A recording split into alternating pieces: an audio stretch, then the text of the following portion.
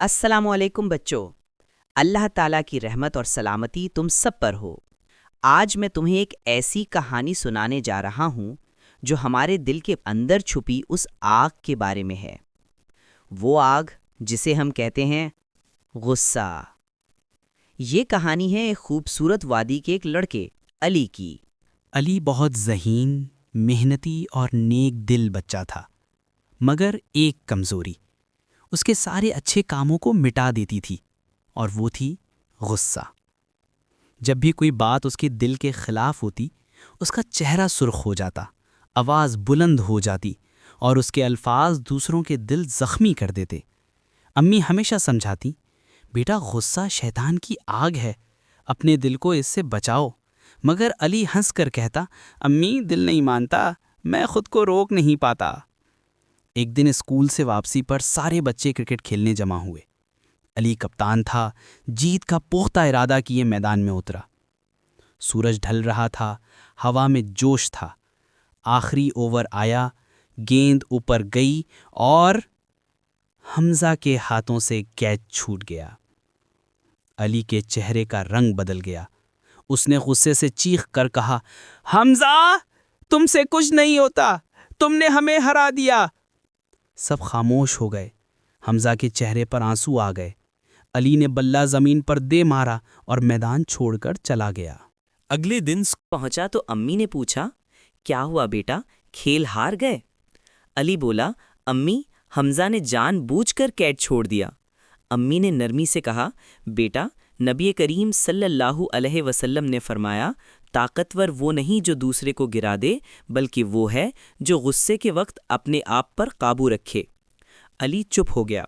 رات کو کروٹیں بدلتا رہا، دل میں آگ بھی تھی مگر پچھتاوے کی روشنی بھی۔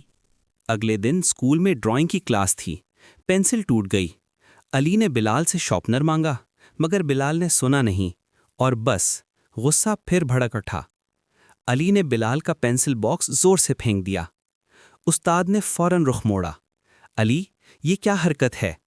کلاس خاموش، علی کے چہرے پر ندامت۔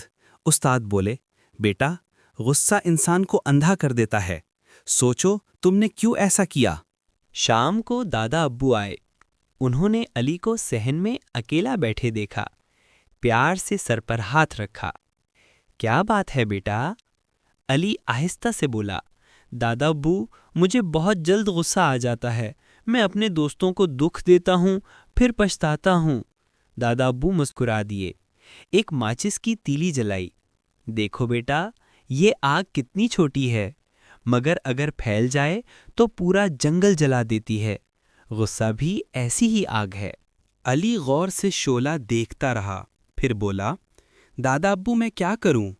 دادا ابو بولے، جب غصہ آئے تو اللہ کا نام لو، اعوذ باللہ من الشیطان الرجیم پڑھو، پانی پی لو، اور اگر کھڑے ہو تو بیٹھ جاؤ، یہی ہے اصل طاقت بیٹا۔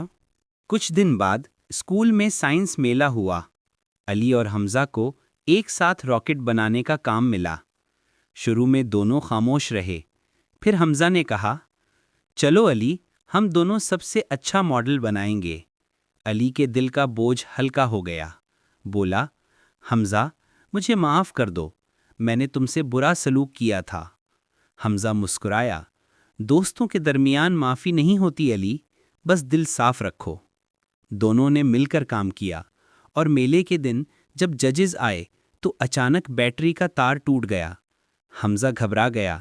علی کے دل میں پھر وہی آگ اٹھی، مگر فوراً اس نے دل میں پڑھا، اعوذ باللہ من الشیطان الرجیم۔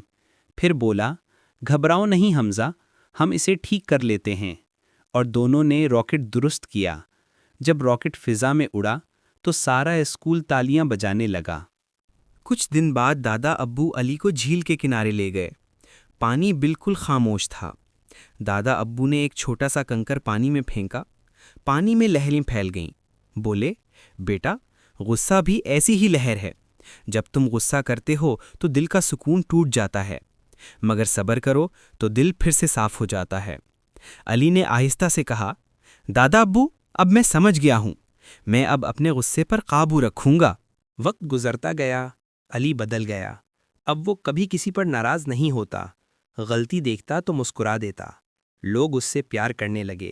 امی نے کہا، علی، تم نے نبی صلی اللہ علیہ وسلم کی سنت پر عمل کیا ہے۔ علی بولا، امی، غصہ آگ ہے، مگر صبر اس پر پانی کی طرح ہے جو سب کچھ ٹھنڈا کر دیتا ہے۔ بچوں، علی کی کہانی ہمیں یہ سکھاتی ہے کہ غصہ طاقت نہیں، کمزوری ہے۔ اصل طاقت اس میں ہے جو اپنے نفس پر قابو رکھے، دوسروں کو معاف کرے اور اپنے دل کو نرمی سے بھر دے۔ جب بھی تمہیں غصہ آئے تو فوراً کہو، میں سکون کو آگ پر ترجیح دیتا ہوں۔ اللہ تعالیٰ تم سب کو صبر، برداشت اور نرمی عطا فرمائے۔ اپنے دلوں کو روشن رکھو اور اپنے چہروں پر مسکراہٹ قائم رکھو۔ اللہ حافظ بچوں۔